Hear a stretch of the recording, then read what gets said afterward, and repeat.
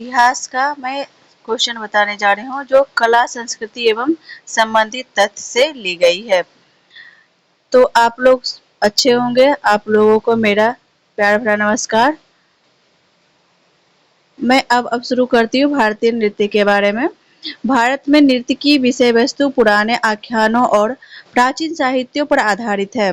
भारतीय नृत्य के दो प्रमुख प्रकार हैं। पहला है आपका शास्त्रीय, दूसरा है आपका लोक नृत्य।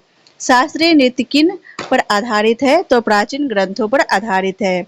भारत में नृत्य की विषय वस्तु पुराने आख्यानों और प्राचीन साहित्य पर आधारित है। भारतीय नृत्य के दो प्रमुख प्रकार हैं, वो है पहला शास्त्रीय और दूसरा है नृत्य, लोक नृत्य। शास्त्रीय नृत्य किन पर आधारित है तो प्राचीन ग्रंथों पर आधारित है। अब आते हैं भारतनाट्यम। भारतनाट्यम भारत मुनि के नाट्य शास्त्र के सिद्धांत पर आधारित है। इसका विकास और आविर्भाव दक्षिण भारत के मंदिरों में देवदासियों द्वारा इस नृत्य को किस राज्य का माना जाता है तो तमिलनाडु है। भारतनाट्यम भारत मुनि के नाट्य शास्त्र के सिद्धांत पर आधारित है। इसका विकास और आविर्भाव दक्षिण भारत के मंदिरों में देवदासियों द्वारा हुआ है। इस नृत्य को किस राज्य का माना जाता है तो इसका आंसर हो जाएगा आपका तमिलनाडु। अब नेक्स्ट है आपका पौराणिक कथा के मुताबिक किसने चारों वेदों का उपयोग कर नाट्य वेद अथवा पंचम वेद की रचना और भारत एवं उनके अनुयायियों को प्रदान किया है, जिसकी वजह से इसका नाम भारत नाट्यम पड़ा। तो वो है आपका ब्रह्मा। अब आते हैं, फिर से मैं रिपीट करती जाती हूँ ताकि आप लोगों को परेशानी ना हो समझने, और आप लोग मेरे साथ भी रिवीजन करते जाओगे तो आप लोगों की तैयारी अच्छे से हो सकेगी। मैं इसलिए दोबारा रिपीट कर देती हूँ। पौराणिक कथा के मुताबिक किसने चारों वेदों का उपयोग कर नाट्य वेद अथवा पंचम वेद की रचना की और भारत वो उनके अनुयायियों को प्रदान किया जाता है, जिसकी वजह से इसका नाम भारतनाट्यम पड़ा। तो वो है ब्रह्मा। नेक्स्ट है आपका भारतनाट्यम का वर्तमान रूप किसने विकसित किया तो ये हैं आपके पोनैया पिल्ले बंधुओं ने। भारतनाट्यम का वर्तमान रूप किसने विकसित किया तो पोनैया पिल्ले बंधुओं ने। तो आप लोग भी मेरे साथ रिवीजन करते जाइएगा।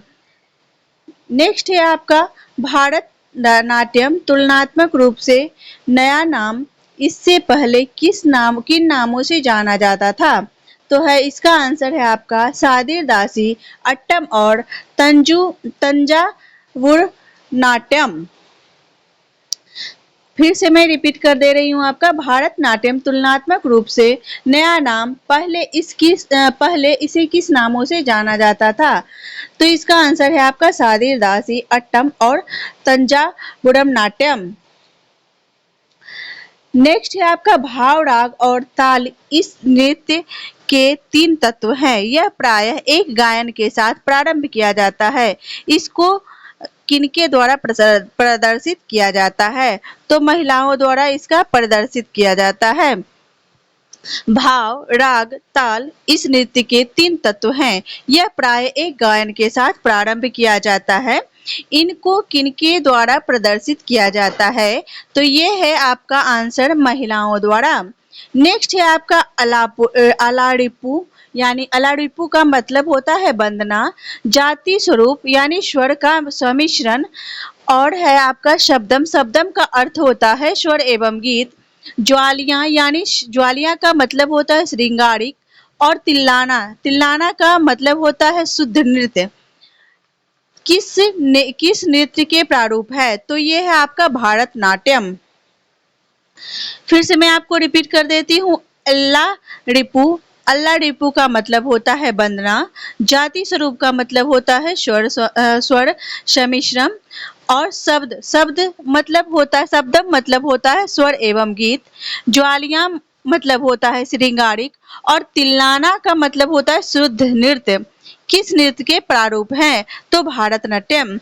नेक्स्ट है आपका भारतनाट्यम की तकनीकी में हाथ, पैर, मुख व शरीर संचालन के समन्वय के कितने सिद्धांत हैं जिनका निष्पादन नृत्य पाठ्यक्रम के साथ किया जाता है। तो इसका आंसर हो जाएगा 64 सिद्धांत।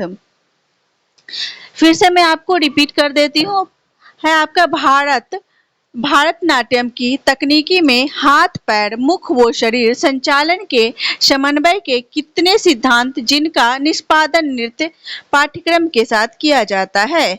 तो ये आपका है सिद्धांत। नेक्स्ट है आपका यामिनी कृष्णमूर्ति किस नृत्य शैली के लिए विख्यात है। तो ये है भारतनाट्यम। यामिनी कृष्णमूर्ति किस नृत्य के लिए विख्यात है। तो भारतनाट्यम। नेक्स्ट है आपका कथकली के बारे में जानेंगे।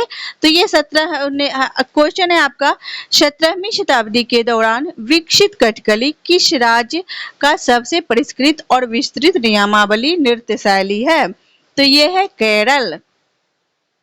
इसका आंसर आपका है केरल ने है आपका। फिर से मैं रिपीट करते जाती हूँ, आप लोग को शायद समझने में और याद करने में आपको ज्यादा सुविधा होगी। तो 17वीं शताब्दी के दौरान विकसित कथकली किस राज्य का सबसे परिष्कृत और विस्तृत नियमावली नृत्य शैली है। तो केरल। नेक्स्ट क्वेश्चन है आपका, कथकली में नर्तक केवल हस्त मुद्राओं, चेहरों के हाव भाव एवं नृत्य द्वारा अपने भावों में हिंदू पौराणिक कथाओं के मानवीय गुणों के विषय में बताते हैं। यह किस प्रकार का है। तो ये है एक मुख नृत्य। ये क्या है, एक मुख नृत्य है। फिर से मैं आपको दोहरा देती हूँ, कथकली में नर्तक केवल हस्त मुद्राओं, चेहरों के हाव भाव एवं नृत्य द्वारा अपने भावों में हिंदू पौराणिक कथाओं के मानवीय गुणों के विषय में बताते हैं। यह किस प्रकार का है। तो यह है एक मुख नृत्य है। अब है कथकली, यानी नोट कीजिएगा कि कथकली अभिनय, नृत्य और गीत तीनों कलाओं से मिलकर बनी एक संपूर्ण कला। यह एक मूका अभिनय है जिसमें अभिनेता बोलता है एवं गाता नहीं है, लेकिन बेहद संवेदनशील माध्यमों जैसे हाथ के इशारे और चेहरे के भावनाओं के सहारे अपनी भावनाओं की सुगम अभिव्यक्ति देता है। नेक्स्ट है आपका, वर्तमान में कथकली का प्रेरणा स्रोत की किस कवि को माना जा सकता है। तो इसका आंसर है बलथोल नारायण मेनन। वर्तमान में कथकली का प्रेरणा स्रोत किस कवि को माना जा सकता है। तो है बलथोल नारायण मेनन। नेक्स्ट है आपका, महाकवि बलथोल नारायण मेनन किस मंडल के संस्थापक हैं। तो केरल कला मंडल के संस्थापक हैं। मैं फिर से इसको रिपीट कर देती हूँ ताकि आप लोगों को आसानी से पढ़ें और समझ पाएं। महाकवि बलथोल नारायण मेनन किस मंडल के संस्थापक हैं। तो केरल कला मंडल के संस्थापक हैं। अब है नेक्स्ट आपका, कथकली की कथनाओं में मात्र महामानव, देव, दानव और पशु होते हैं। यह किस प्रकार का नृत्य है। तो ये पुरुष प्रधान नृत्य है। कथकली की कथा में मात्र महामानव, देव, दानव और पशु होते हैं। यह किस प्रकार की नृत्य है। तो पुरुष प्रधान। आपका ये नोट कर लीजिएगा, कथकली भारत का एकमात्र ऐसा नृत्य है जो अपनी मर्दाना पहलू की मौलिक ताकत पर संरक्षित है। यानी कथकली भारत का एकमात्र ऐसा नृत्य है जो अपनी मर्दाना पहलू को मौलिक ताकत पर संरक्षित है। अब आते हैं आपका नेक्स्ट। अब है कला एवं संस्कृति। कला संस्कृति की वाहिका है। किसी भी देश के विकास में कला का महत्वपूर्ण योगदान होता है। यह साझा दृष्टिकोण, मूल्य प्रथा एवं एक निश्चित लक्ष्य को प्रदर्शित करता है। यह सभी आर्थिक, सामाजिक एवं अन्य गतिविधियों में सांस्कृतिक एवं रचनात्मक का समावेश होता है। विविधताओं का देश भारत अपनी विभिन्न संस्कृतियों के लिए जाना जाता है। भारत में गीत, संगीत, नृत्य, नाटक कला, लोक परंपराओं, कला प्रदर्शन, धार्मिक संस्कारों एवं अनुष्ठानों, चित्रकारी एवं लेखन के क्षेत्रों में एक बहुत बड़ा संग्रह मौजूद है जो मानव की अमूर्त सांस्कृतिक विरासत के रूप में जाना जाता है। भारतीय संस्कृति के विविध आयामों में व्याप्त मानवीय एवं रसात्मक तत्व उसके कला रूपों में प्रकट होते हैं। कला का प्राण में रसात्मकता, रस अथवा आनंद में स्थूल से चेतन सत्ता तक एक रूप कर देता है। मानवीय संबंधों और स्थितियों की विविध भाव लीलाओं और उसके माध्यम से चेतना को कला उजागर करती है। भारतीय कला जहां एक ओर वैज्ञानिक और तकनीकी आधार रखती है, वहीं दूसरी ओर भाव एवं रस को सदैव प्राण तत्व बनाकर रखती है। अब है ललित कला अकादमी। ललित कला अकादमी यानी national academy of art. Lalit कला अकादमी की स्थापना 5 अगस्त 1954 को की गई। ये क्वेश्चन आपको पूछ सकता है कि ललित कला अकादमी की स्थापना कब की गई और किस ईस्वी में की गई, तो आप बता सकते हैं ललित कला अकादमी की स्थापना 5 अगस्त 1954 को की गई। इसका उद्घाटन तत्कालीन शिक्षा मंत्री मौलाना अबुल कलाम आजाद ने किया।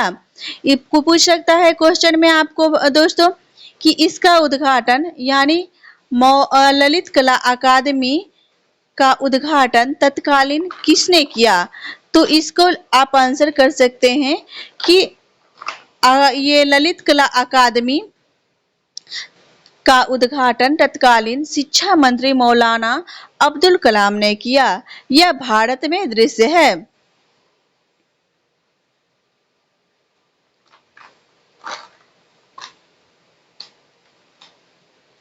नेक्स्ट है आपका